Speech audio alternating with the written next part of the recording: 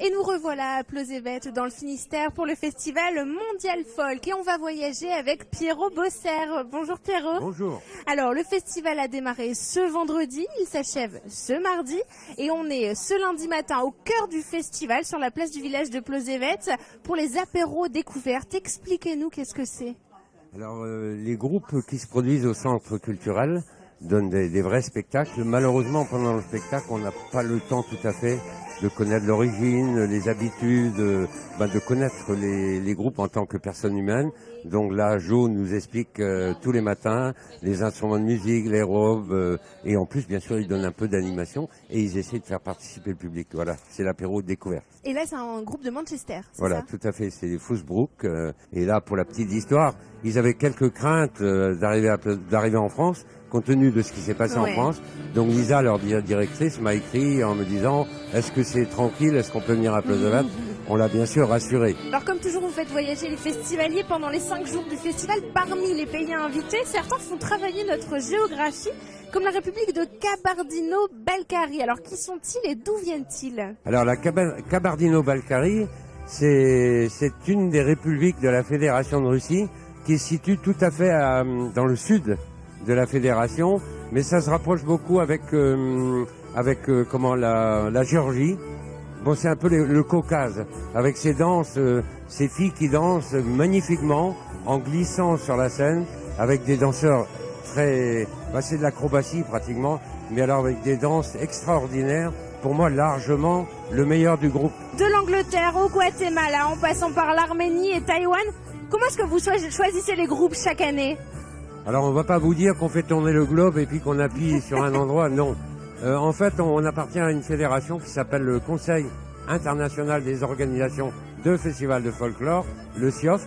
Nous nous réunissons 2 fois par an au niveau français et 1 fois par an au niveau mondial. Et c'est ainsi que les groupes s'échangent des adresses, on rencontre les gens d'autres pays. Et puis il y a autre chose qui n'existait pas quand on a démarré le festival, c'est bien sûr les mails. Alors on est inondé de demandes, alors il faut quand même choisir. Alors, vous faites partie du CIOF, le Conseil international des organisations de festivals de folklore et d'art traditionnel, créé à Confolens en Charente il y a 45 ans, inscrit à l'UNESCO. Pourquoi est-ce que vous pensez que le folklore est si important à travers le monde? Je pense tout simplement que la musique, la danse et le chant, c'est déjà un langage international. Et c'est au travers de ces rencontres, moi qui ne parle que le français, quand on rencontre ces gens-là, on exprime beaucoup de choses avec ses yeux, avec notre manière de nous comporter. Et quand on croise ici à Plozévet des gens pendant cette semaine, on est tous amis quelque part. Voilà, on apporte très modestement notre pierre au grand édifice de la paix. Et alors justement, combien d'amis, combien de personnes sont venues pour cette 34e édition? Alors cette année, nous avons une quarantaine de groupes au total, mais il y a 6 groupes internationaux folkloriques, ça représente 300 artistes à peu près, mais puisqu'on en est dans les maths, ici, sur ce petit village de Plozévet, depuis qu'on existe, j'ai fait un petit compte qui n'est pas juste, on a dû recevoir 14 000 artistes internationaux des 5 continents. D'accord. Et en termes de public, combien de personnes? Alors, le public, on a tendance à mélanger les habitants de la commune, les gens qui passent, les gens qui viennent au spectacle, ceux qui payent, ceux qui ne payent pas. Allez, on va dire que dans ce petit village, on a à peu près entre 25 et 30 000 personnes qui passent dans la commune. Cette année, à côté des artistes internationaux, on en a parlé, vous avez aussi choisi de mettre en avant plus de groupes bretons. Pourquoi? Il y en a pas plus, mais il y en a à peu près une dizaine. C'est tous les ans parce que là, on les voit pas bien sûr, mais juste derrière nous là, il y a une statue qui s'appelle la statue des Bignoux. Et ce qui fait qu'il y a un peu plus de 40 ans, le président du comité des fêtes de l'époque avait organisé une fête des Bignoux. Donc bien sûr, on ne peut pas rejeter nos débuts. Donc tous les ans pendant le festival, on maintient la fête des Bignoux. Et c'est pour ça qu'on avait hier, par exemple, entre 8 et 10 groupes bretons. Qu'est-ce que vous nous préparez pour la 35e édition l'année prochaine? Oh mon Dieu.